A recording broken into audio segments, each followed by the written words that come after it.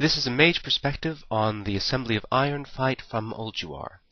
We're doing the 25-man version because that in some ways is easier than the 10-man version. As you can see, there are 3 different mobs at the other end of the room, 3 different tanks. We'll pull them to 3 different portions of the room and you'll take them down one by one. They can be taken down in any order, but the easiest is often to begin with the big guy, Steelbreaker, the giant, and then move on to the others. As you can see, everyone will be taking lightning damage at this point from his aura, but you should be able to be healed through it. Once he's pulled into position, go ahead and open up with your regular opening volley, getting off your various cooldowns right at the top so that they'll come up sooner. Blue runes will appear on the floor underneath the giant. He should be pulled by the tank immediately off those, or he will one-shot the tank. Then you can run on them and take the damage buff that was meant for the giant. It's particularly useful for ranged DPS. That's the essential mechanic of this portion of the fight. Runes will appear under him. He'll be pulled off the runes. You run onto the runes. In terms of rotation for this fight, I'm playing Arcane, as you can see. The standard rotation, of course, is 3 Arcane Blasts to get up the debuff, and either a Missile Barrage if it's up, or an Arcane Barrage if Missile Barrage is not up. There are good numbers to suggest that even if Missile Barrage is not up, you should use Arcane Missiles anyway instead of Arcane Barrage. However, I dislike being rooted in place for 4 seconds, and so I go with the more traditional 3 Arcane Blasts, and then either Missile Barrage if it is up, or Arcane Barrage. Arcane Barrage, as you can see there, is particularly useful if you have to move. That way you can cast it and then walk while your global cooldown is running, so you're not losing valuable casting time. So if you find that you do have to move from spot to spot, Arcane Barrage may be the choice. I'll also note that the debuff that Arcane Blast puts on not only raises damage so that when all 3 charges are up, you've increased damage by roughly 70%. It also increases mana cost so that when all 3 are up, you've increased mana cost of Arcane Blast by about 8 times. Therefore, while it's not practical to chain cast it, there are times, for example, when you've just run into a rune and perhaps popped one of your cooldowns, that you may wish to cast more than 3 Arcane Blasts, knowing that it will vastly increase the mana cost, but it will also vastly increase damage. We'll talk more about that later. Once he goes down, it's quite simple. We do something similar with the next guy, the Rune Master. Again, to some degree you want to run into the blue runes to up your damage, although during this section you'll also be targeted by chain lightning, and therefore it may be best for you to stay somewhat more spread out. So you have to balance the desire to be in the blue rune for extra damage with the need of staying spread out. Green runes will appear, large ones like that one. You must get out of them immediately. They will kill you if you stay in them for more than a second or 2. Also, they are somewhat larger than they appear on screen, so get nice and far away from them. Frequently I've seen people standing in the blue rune for the damage increase that was near a green rune, or a green rune got put underneath it.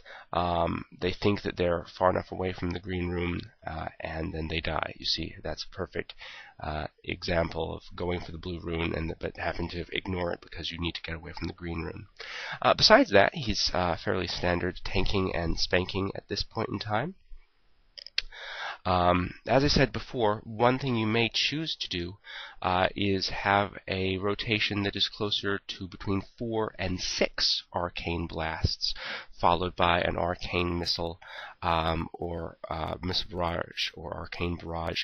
The reason for this, of course, is that when you cast one of those other arcane spells, which resets the debuff stack, not only does it then cause the mana cost to go back down to very inexpensive for Arcane Blast, it also wipes out all of the delicious damage bonus.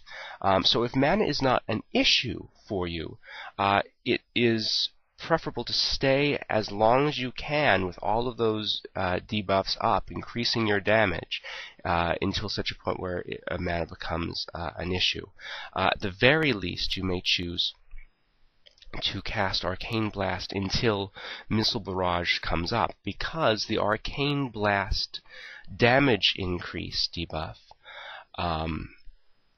applies to all arcane spells. So you want it clearly to apply to your most damaging, highest DPS arcane spell, which is Missile Barrage. So chain casting Arcane Blast until Missile Barrage comes up ensures that the debuff goes to your highest DPS spell, although it does increase mana usage, as we'll discuss. As you can see, once the second guy goes down, we go to the third guy. The third one is very different, and whoever you are taking down last will be somewhat different than the others. For the lightning guy here, the first thing you want to do is spread out around him. Range 10, because he does do chain lightning. He also does a nova that you just saw. Usually if you're at max range for your spell, that should be enough that you don't need to run out. I was just being very cautious there. Most importantly, he will do a whirlwind type spell like that. You see it right there, which needs to be interrupted immediately. Counterspell will do this, so I know it's sometimes we'll cut into your DPS time to keep your eye on that and make sure you counterspell it, but it's very, very important that get counterspelled this instant you see it. As you see, occasionally he'll fly up into the air. The lightning he shoots will do a lot of damage, so while you can sort of follow him around and try and cast instant spells, it can be dangerous. You see there, I get hit by the lightning, it nearly kills me. You can ice block out of it. But it's really much better just to keep your distance from the guy, as I'm not doing, and stay alive. When he comes back down on the ground, then open back up with your high DPS. You'll want to save your cooldowns, if possible, for the moment where he lands, so that you're making the most use of them. You don't want to pop them in the middle of when he's on the ground and have half of them going when he's up in the air. And he whirlwinds, you counterspell. Other people will be interrupting it too, but there are lots of those that he casts. When he goes up into the air, then is actually a fairly good time to use Evocation.